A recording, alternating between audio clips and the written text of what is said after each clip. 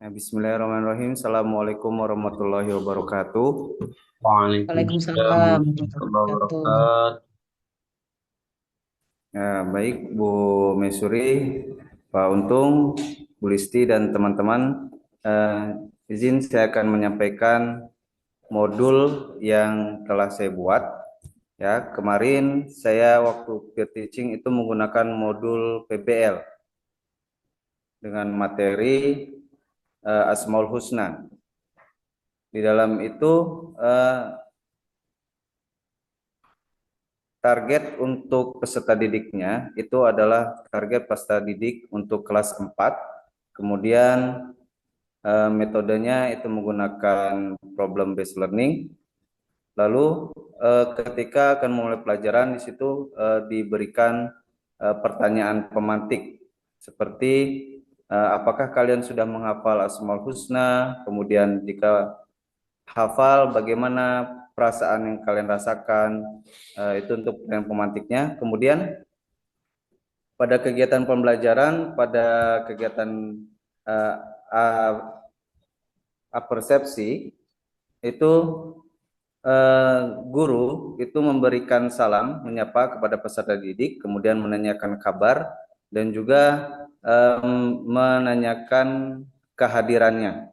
Kemudian setelah itu salah satu peserta didik itu ditunjuk untuk memimpin membaca doa sebelum belajar. Lalu guru memberikan pertanyaan pemantik, pertanyaan-pertanyaan awal ya untuk melihat seberapa paham mereka tentang pelajaran yang akan dipelajari.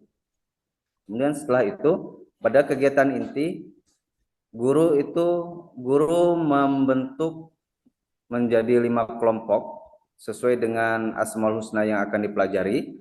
Kemudian setelah dibentuk kelompok, mereka dipersilakan untuk berkumpul dengan kelompoknya masing-masing. Setelah itu, setelah berkumpul, setelah mereka siap, kemudian kami berikan beberapa video, ya, beberapa video sesuai dengan Asmaul Husna yang akan dipelajari. Jadi pada pertemuan ini itu Asmaul Husna yang dipelajari itu ada 5 Asmaul Husna. Nah, kemudian kami siapkan 5 video yang kami putar secara bergantian. Jadi di setiap video yang telah diputar, video pendek yang sudah diputar, itu mereka diberikan tugas untuk mencatat inti dari video tersebut. Kemudian setelah dicatat, kemudian mereka diberikan kesempatan untuk mempresentasikan apa yang telah mereka catat, apa yang telah mereka diskusikan di dalam kelompok. Setelah itu, setelah mereka diberikan kesempatan untuk menyampaikan hasil pendapatnya, kemudian kami sebagai guru itu menjelaskan lebih detail tentang Asmaul Husna yang dipelajari.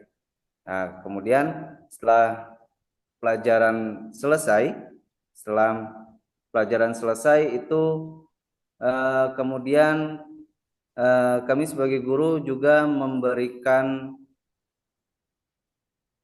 tugas yang harus mereka kerjakan seperti LKPD itu untuk mengukur pemahaman mereka tentang materi yang sudah dipelajari. Selanjutnya pada akhir pertemuan itu kami berikan eh, petunjuk untuk pertemuan yang akan dilakukan pada pertemuan selanjutnya.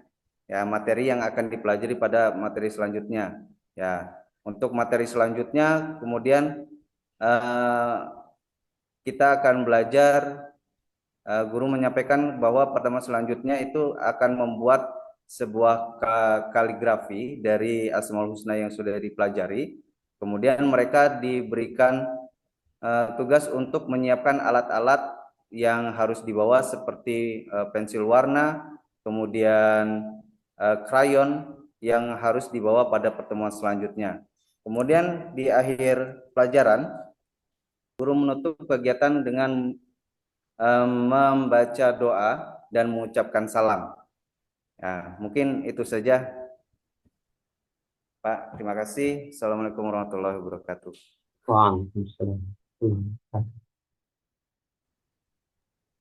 Baik, terima kasih Pak Rio, Sobari, atas eh, pemaparannya untuk kita semua. Tadi disampaikan oleh Pak Rio begitu banyak metode dan media pembelajaran yang disampaikan untuk mensukseskan materi yang Pak Rio ajarkan. Menurut Pak Rio, metode yang cantik itu, metode yang bagus tadi itu, yang sudah disetting sedemikian rupa, itu eh, akan lebih berhasil apabila bagaimana, Mas Pak Rio? Ke anak Eh, itu nyampe itu apabila bagaimana? Karena ini kita sebagai guru agama gitu. ya, kalau untuk itu kita bisa lihat dari antusiasmenya anak-anak, Pak.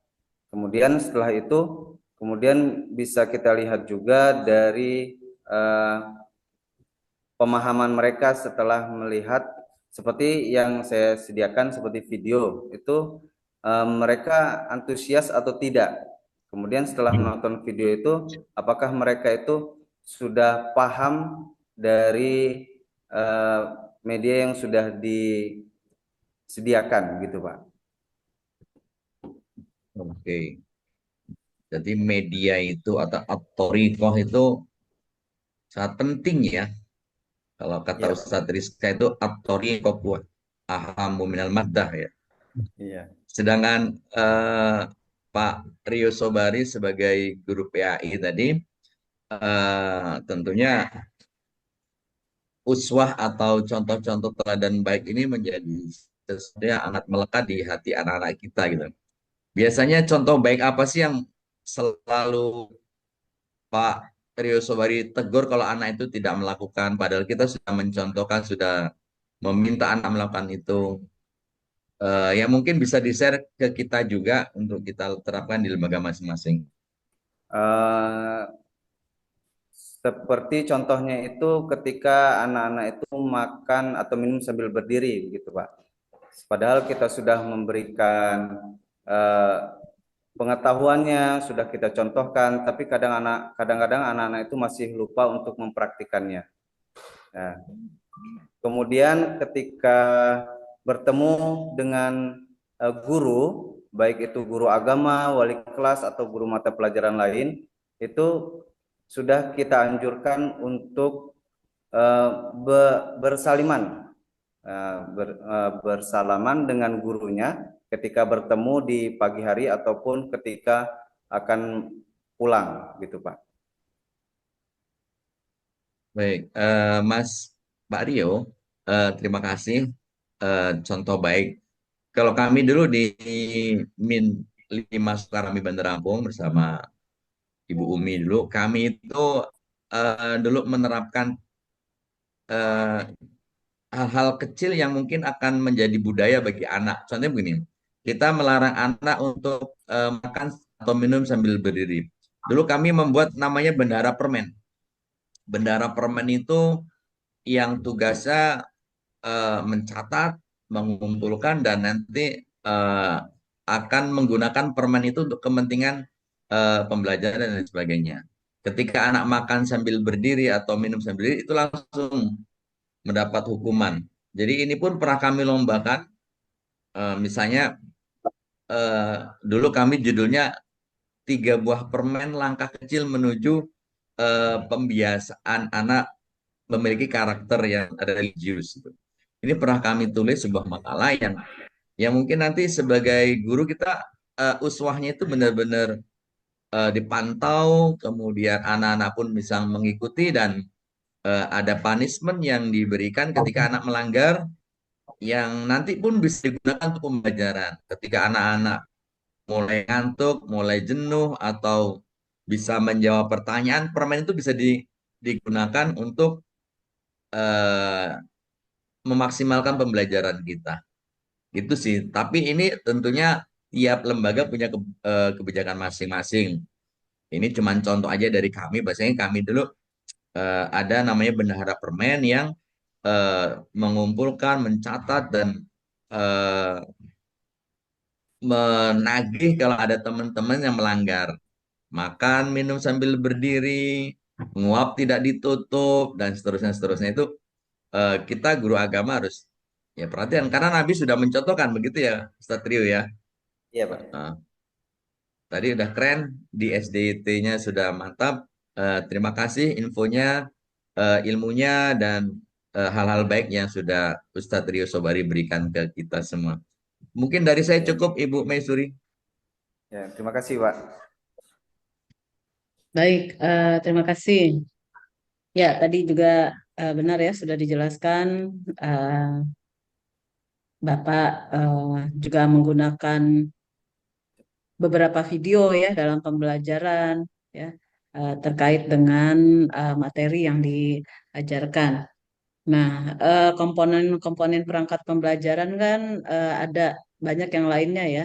Nah, bagaimana dengan LKPD, Pak? Apakah Bapak juga menerapkan ini menggunakan LKPD?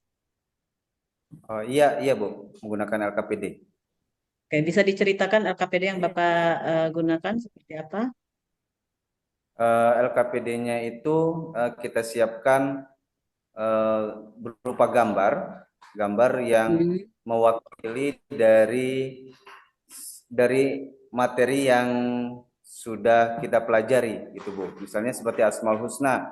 Di situ ada Asmaul Husna yang salah satunya tentang Al-Qudus, tentang kebersihan. Nah, jadi saya siapkan sebuah gambar, kemudian dari gambar itu mereka diberikan tugas untuk melihat gambar tersebut, kemudian mereka tuliskan di bawah gambarnya itu apa yang mereka pahami tentang gambar tersebut, gitu Bu.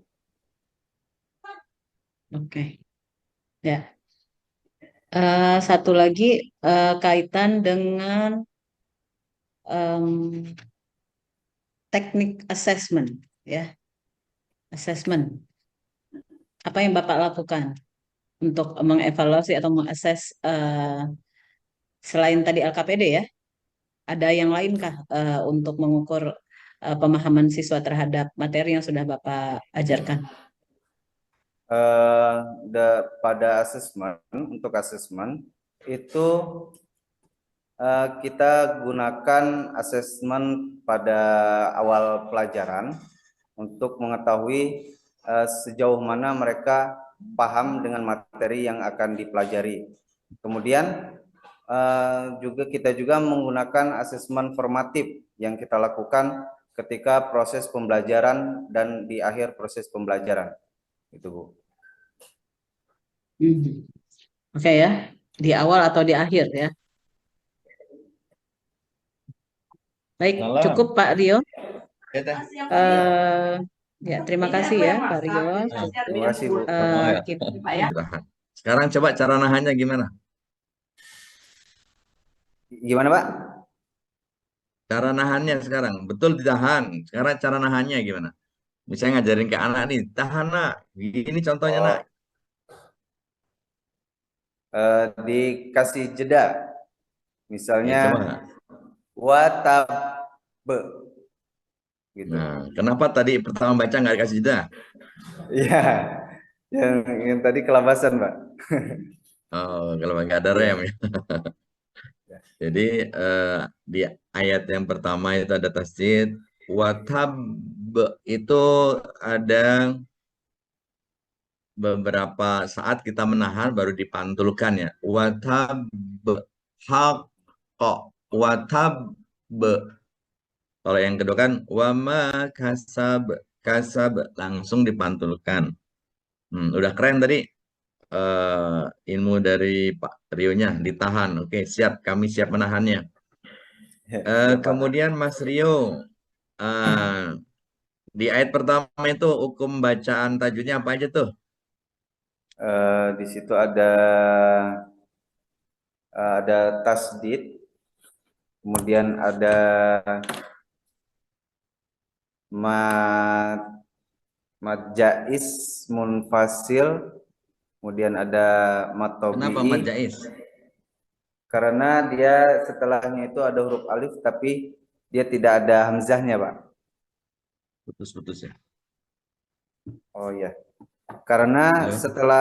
setelah uh, matnya itu dia ada huruf alif tapi dia tidak ada hamzah.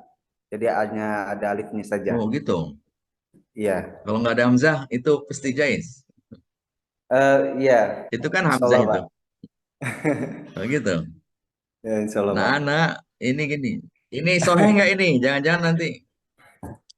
Gimana coba diulang yang jelas. Mad jais munfasil apabila Ya. ada Apabila ada eh, ada mat panjang, ada bacaan panjang, kemudian setelahnya ada panjang panjangnya mat apa? Mat apa namanya? panjangnya itu disebut mat tobi'i. Ada mat tobi'i yang panjangnya 2 Oke. harokat, kemudian Oh, mat bertemu asli. setelahnya ada huruf Bertemu alif setelahnya. yang tidak ada, yang hanya huruf alifnya saja Hamzah. di dalam satu kata, itu disebut mad jais munfasil. Gitu. Sebenarnya ini adalah hamzah. Kalau alif itu tidak ada harokatnya, tidak dikariskan harokat. Setiap yang ada harokat itu Oh, sebenarnya hamzah. Ya ada itu fungsinya tuh panjang. Kalau yang kami ngaji seperti itu sih dulu.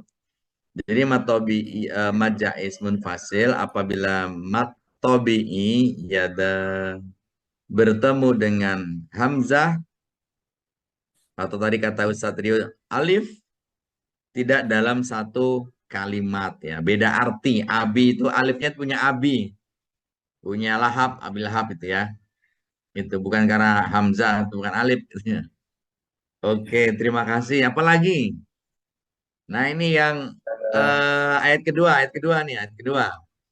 ayat kedua itu ada mat tobi'i, terus ada mat jais tadi, mad jais munfasil, kemudian Mas, ada izhar panjangnya halki, berapa? Panjangnya?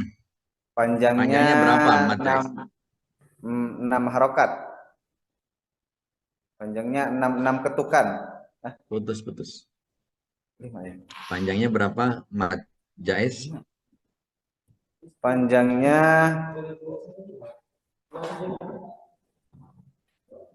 panjangnya 6 ketukan. 6 ketukan. Berapa harokat? Ya. 6 6 harokat. harokat. Kalau kalau kurang dari 6 boleh nggak? Nawar nih saya. Kalau 2 bisa Pak Haji. Boleh. Ya, Berarti nggak harus 6. Kalau 4 boleh nggak? 4. 4 boleh. Boleh. Jadi nggak harus 6 ya. Artinya sekonsisten kita. Kalau mau 4, 4 terus. Kalau mau 6, 6 terus ya. Begitu ya Ustadz ya? Ya, insya Allah Pak. Oke. Oke, siap. Satu lagi nih. Dari sekian banyak ini mana yang hukum bacaannya idgham bi gunah yang mana?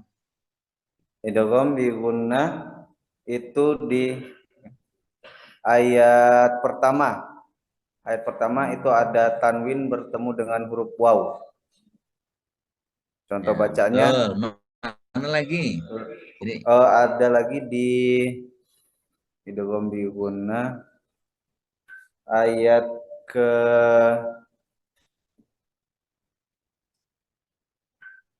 ayat kelima. Di ayat kelima itu ada nun sukun bertemu dengan huruf mim. oke, berarti kan kami kalau punya anak kan mantep diajar oleh Ustaz Rio Sobari gitu kan. Tujuannya itu sih. Yang jelas kami yang tidak menggurui, tidak menjatuhkan, tapi kami ingin memastikan anak kami itu layak diajar oleh guru-guru hebat ini dan ternyata layak semua, hebat semua. Oke, terima kasih Ustaz Rio Sobari. Ya, terima kasih Pak Haji. Keren. Cukup Ya. Pak Rio.